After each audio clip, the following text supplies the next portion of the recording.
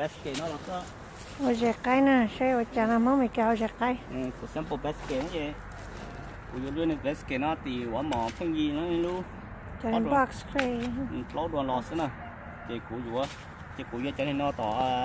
Ta la. Ta la tỏ là store hết nè. Ta la ít đồ là lọt sao? Này Raisin Play á. Tính gộp lại gì có. Xe tròn tròn hết nè. Muốn mua còn tôi tròn. Ôi lấy lông box chịu tài thế mà. Lấy một triệu pro pha á. Chị của chị mất tài nữa ha. Chị có chị mua trả sạch còn nữa. Xin còn đi nó còn ngồi hổ hết nè. Ship phô đó ha. Chị đi một nhóm nó. Nó chứ chị có cho. Một con nhá đâu chị hả? Có chị mất con nha chị có mất cho khi có rong còn được rong đi à.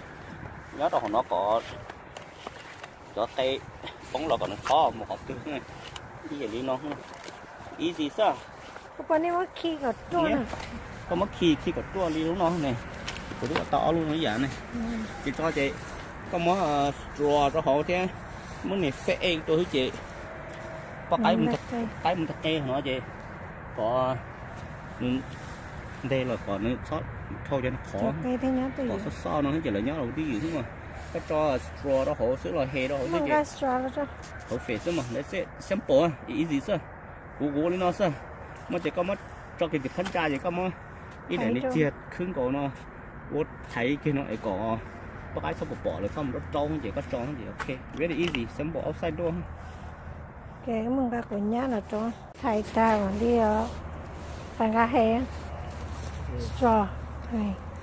Con nhá nè. Con nhá nè, mong là cho con nhá đâu đấy.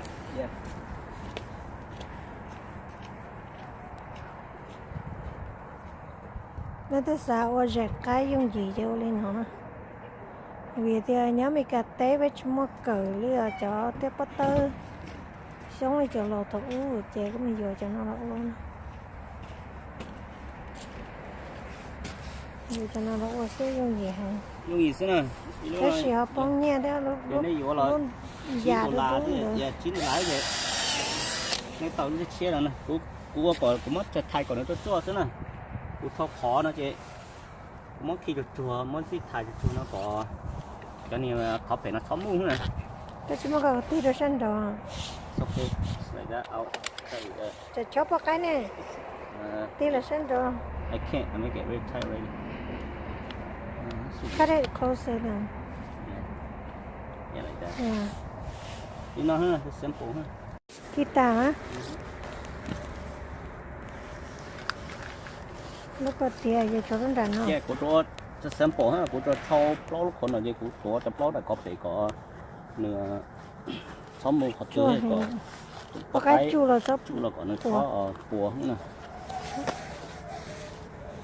Cho lúc đó nó có chút kia nè nè.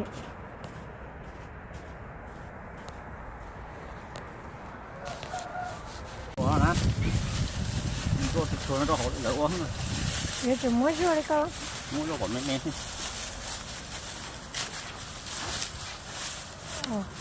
Simple ha. Đúng ha. Ready let's ready sớm mọ. Cho lúc cây nè đó. Cho mình cái lúc cây già chứ là cho lúc cây chua. Còn có cái thì là bao hai tiểu họ cho nó chân đẹp cây. Của cho này sẽ nó là tỏ ta lại in là phân gì. Nhưng của lý là tục cái chụp trâu lú rồi phải chụp lú đều. Rồi nó ngọc pro luôn.